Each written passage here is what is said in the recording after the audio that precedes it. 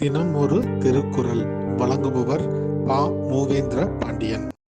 உலக தமிழ் உறவுகளுக்கு இனிய திருக்குறள் வணக்கங்களை உரித்தாக்கி கொள்கிறேன். நான் உங்கள் மூவேந்திர பாண்டியன். நாளொரு திருக்குறள் வரிசையில் இன்றைய தினம் அறத்துப்பாலில் 34வது அதிகாரமாக உள்ள நிலையாமை என்ற அதிகார தலைப்பின் கீழ் அமையப்பெற்ற 336வது திருக்குறளை காணப்போகின்றோம். நிலையாமை என்பதற்கு வாழ்வு நிலையற்றது என்ற பொருளில் இந்த அதிகாரத்தின் தலைப்பு அமையப்பெற்றுள்ளது. இப்பொழுது 336வது திருக்குறளை காண்போம். நெருநல் உளன் ஒருவன் இன்றில்லை என்னும் பெருமை உடைத்து இவ்வுலகு. நெருநல் உளன் ஒருவன் இன்றில்லை என்னும் பெருமை உடைத்து இவ்வுலகு. இதற்கான பொருளினை இப்போது காண்போம்.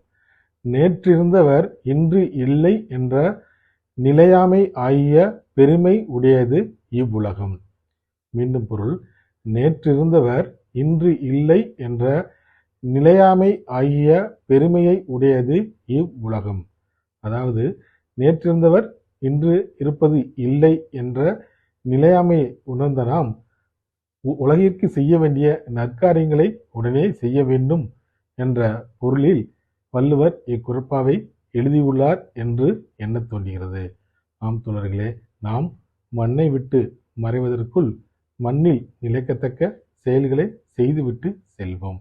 வாழ்க தமிழ், வளர்க தமிழ்நாடு. வணக்கம்.